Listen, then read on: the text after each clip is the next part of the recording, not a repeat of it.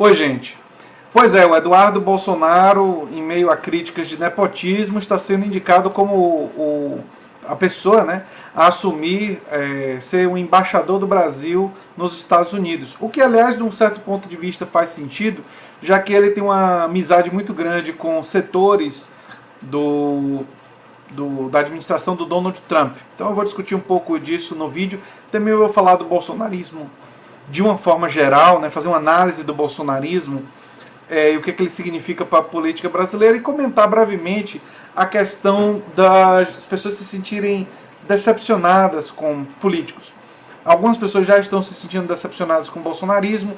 Recentemente nós tivemos um episódio de muita gente decepcionada com a Tabata Amaral e quero fazer uma reflexão um pouco sobre isso e sobre a importância de uma política sem personalismos tão grandes, não é? Enfim. Se você chegou agora, o canal é a Nova Máquina do Tempo, eu sou André Teixeira Jacobina, aqui a gente fala de política, de ciência e de filosofia. Tem uma sessão com grandes especialistas, a sessão Diálogos, e o Filosofia Popular, às sextas-feiras, eu discuto filmes, séries, jogos, quadrinhos e muito mais. Não é?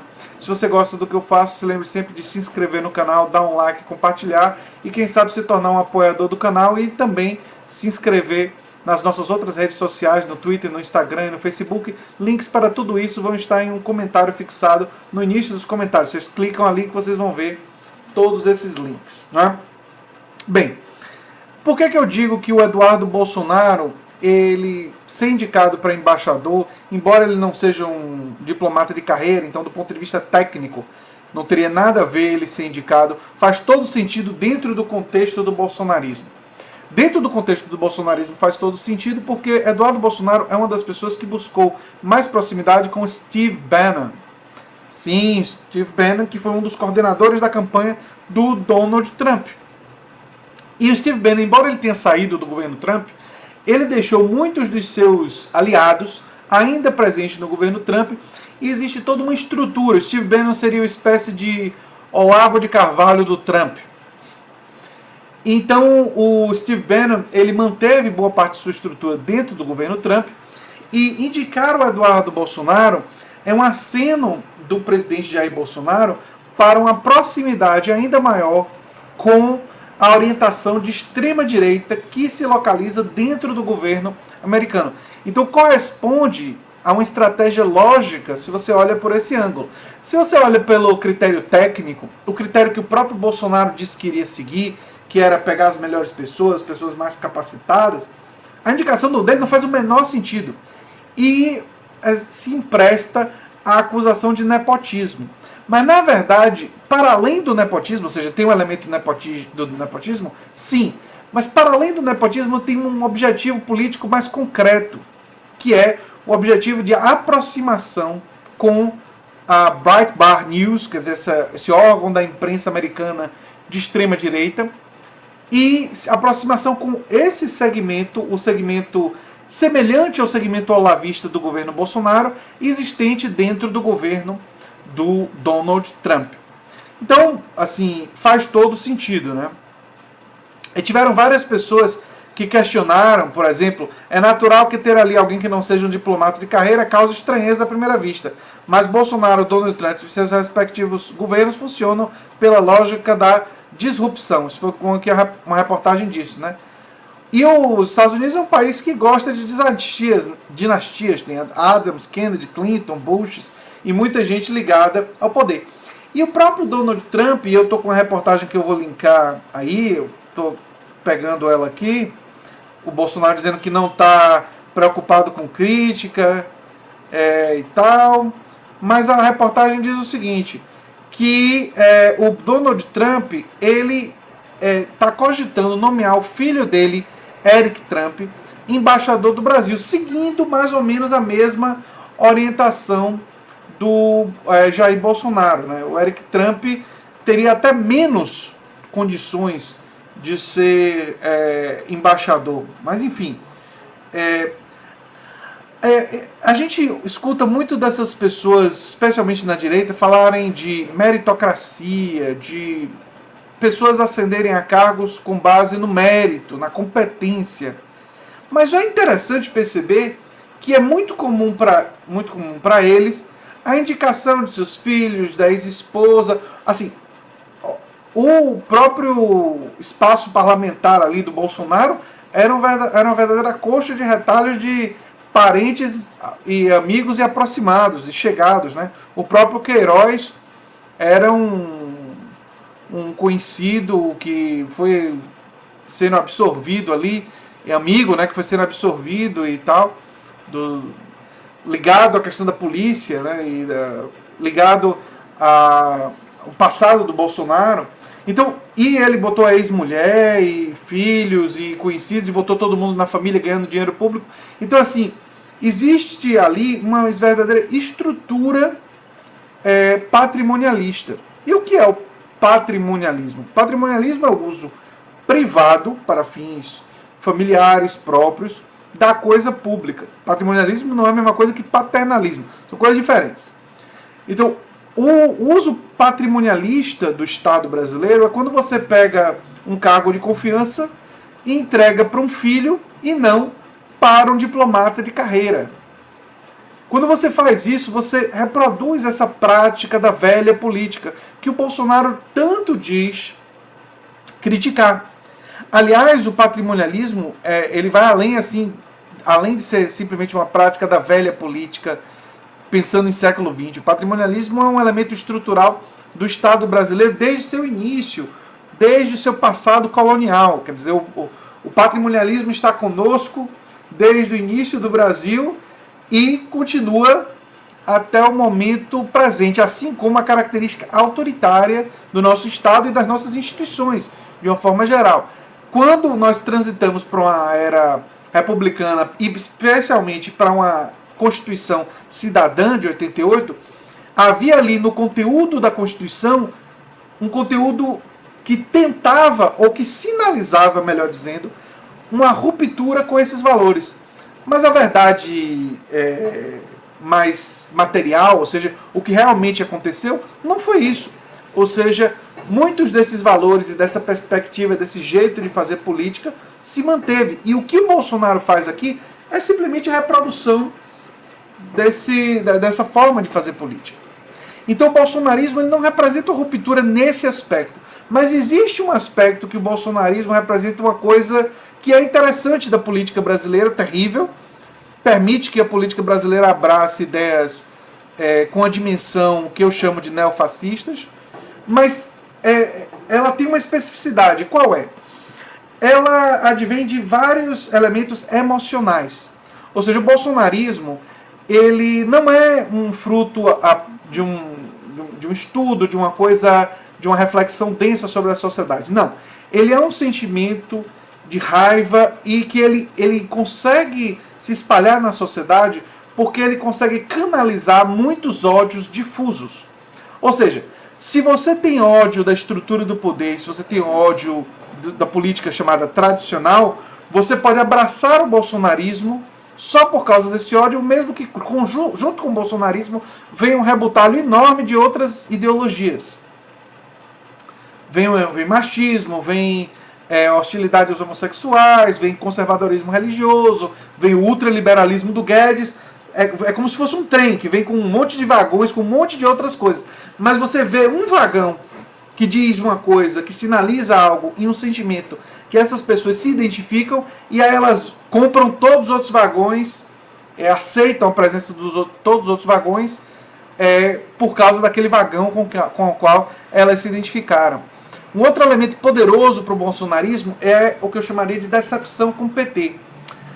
Muitas pessoas, e a política brasileira tem muito disso, muitas pessoas votam e apoiam com base numa esperança exagerada e desmedida, uma projeção naquela figura da solução dos seus problemas. Quando Fernando Henrique Cardoso virou presidente... Vamos voltar um pouquinho mais, vamos voltar para Fernando Collor. Quando Fernando Collor foi eleito como aquele que queria caçar os marajás. Então, o Brasil é um país de enorme desigualdade social, ele vem com esse discurso conservador nos costumes, mas que combateria a desigualdade atacando os mais ricos, né? É isso que no caso do Collor, claramente uma fraude, né? Uma mentira absurda, mas ele utiliza esse discurso e parte da população brasileira muito magoada, triste, chateada com o estado de coisas do Brasil, um país que vinha de uma ditadura, um país muito desigual, um país de muita pobreza, resolve, por causa da questão da desigualdade, apostar todas as fichas no Fernando Collor. E aí o Fernando Collor se mostra uma pessoa ligada a muita corrupção, acaba sofrendo impeachment, né, toda aquela coisa do PC Farias e tudo mais, e ele sai. Aí vem Itamar, e durante o governo Itamar nasce o germe do novo Messias. Qual é o novo Messias? Fernando Henrique Cardoso, que é o Plano Real. O Plano Real gera uma maior estabilidade na economia, e aí a população, novamente a população brasileira que quer um salvador da pátria, coloca toda a esperança, toda a expectativa em Fernando Henrique Cardoso, e aí Fernando Henrique Cardoso se elege e se reelege, em grande medida por causa do Plano Real e também por o início de algumas políticas sociais focalizadas, embora num estágio ainda não tão grande. Mas, durante o segundo mandato do Fernando Henrique Cardoso, o Brasil quebra, a economia brasileira vai para o vinagre, porque não era uma economia tão sustentável assim. As privatizações entregam boa parte da riqueza brasileira para o estrangeiro, sem um contraparte, quer dizer, a gente acaba ficando sem um contraparte, embora alguns serviços tenham ficado mais baratos, como telefonia, de uma forma geral, com exceção da telefonia, o povo brasileiro não foi beneficiado, e no caso da telefonia, o povo brasileiro agora está sendo pesadamente explorado, através de várias táticas bem nefastas das empresas que querem endividar o povo brasileiro através de suas práticas. Então, percebam, aí o PSDB e o Fernando Henrique deixam de ser o salvador da pátria e o Brasil começa a procurar outro. Quando Lula faz um discurso conciliador, boa parte do povo brasileiro olha para Lula e diz, não, Lula é um cara que vem do povo, esse cara é o cara que vai resolver. E aí há uma projeção a que surge não só o petismo, o PT já existia, mas o lulismo, né? O PT é uma criação dos anos 80, mas o lulismo surge como um fenômeno político relevante e a população coloca de novo em cima do Lula, em cima do PT, todas as esperanças e todas as expectativas. Durante o governo petista, eles fizeram mais do que a simplesmente estabilização da economia. Houve um avanço em políticas sociais focalizadas que começaram no governo FHC, mas que foram largamente unificadas e expandidas durante o governo do PT. Colocar dinheiro na mão do povo é uma das formas mais eficazes de você criar uma economia que aumenta o consumo e que com isso expande atividade econômica, embora baseado principalmente nas commodities, e aí foi a falha do governo do PT, o governo do PT surfou nisso e conseguiu Lula se reeleger, eleger Dilma e reeleger Dilma. Só que o processo foi passando por desgastes e para ter governabilidade e para poder aprovar certas coisas, o PT fez pactos com o demônio. Quer dizer, o demônio é forma engraçada de brincar, mas fez pactos com o pior da política brasileira, com o MDB, com antigos caciques corruptos e tudo mais. Teve um período até que a CM votou com... E o próprio Jair Bolsonaro, numa fase inicial, votou com o PT, só para vocês verem como o leque de alianças foi amplo em um determinado momento. Mas aí, com o desgaste da corrupção e com a economia não funcionando e com erros que Dilma cometeu, principalmente no segundo mandato, mas também um pouco no primeiro, e o fato de que você basear sua economia em cima das commodities e não fazer reforma tributária ampla, não fazer reforma política e não lidar com a dívida, não fazer uma auditoria da dívida, quer dizer, todos esses problemas da administração petista que não quis mexer no vespeiro, que é o vespeiro do rentismo e das grandes elites. E olha que o PT mexeu um pouco, porque ao fazer políticas focalizadas com os pobres já conseguiu irritar parte da elite econômica, mas não mexeu nos outros e por isso que sustentou-se também durante tanto tempo, sem ter tanta oposição. Mas por outro lado não criou a base de sustentação. Aí o povo brasileiro de novo se volta contra aquele que tinha elegido como o Salvador e busca um novo. E não era Temer. Quando encontra Bolsonaro, encontra em Bolsonaro um novo salvador da pátria. E já está em processo de se decepcionar.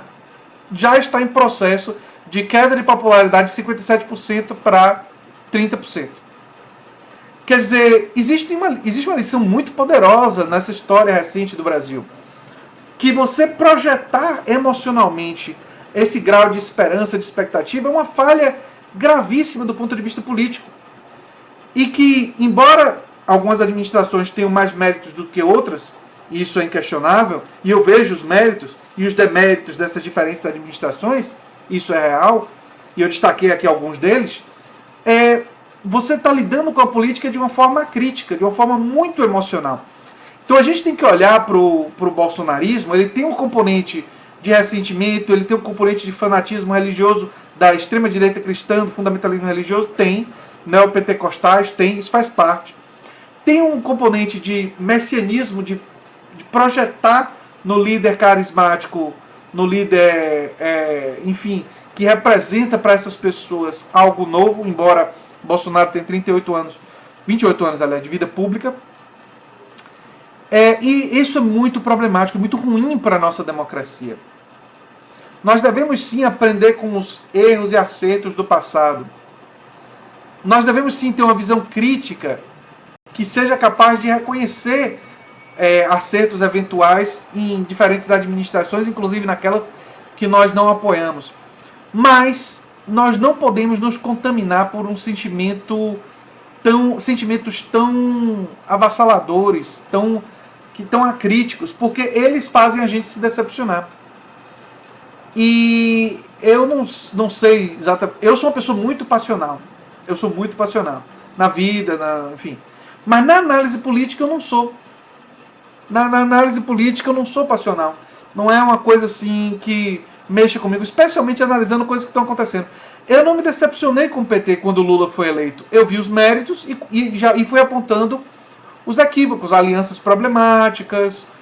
Eu olhava para uma determinada aliança e dizia, isso aqui não vai dar certo. Quando o PSDB realizou privatizações de forma apressada, vendendo a preço de banana nossas riquezas, isso aqui não vai dar certo. E vocês viram os meus vídeos aqui no canal criticando a Tabata lá atrás. Eu sugiro que quem tiver dúvidas, faça uma busca nos meus vídeos e veja a data dos vídeos e quando eu comecei a criticar a Tabata.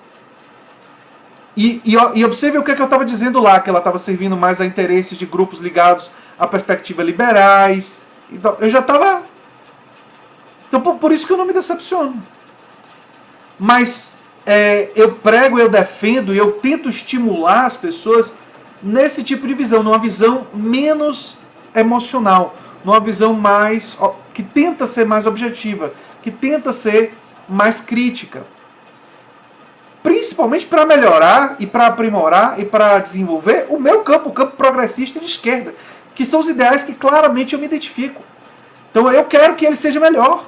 Eu quero que ele seja mais completo, mais competente, mais coerente com suas lutas, mais associado à defesa da classe trabalhadora, à expansão de cooperativas, de garantia de direitos sociais. E para ser assim, precisa ser aprimorado. E só vai se aprimorar se for olhado de forma crítica.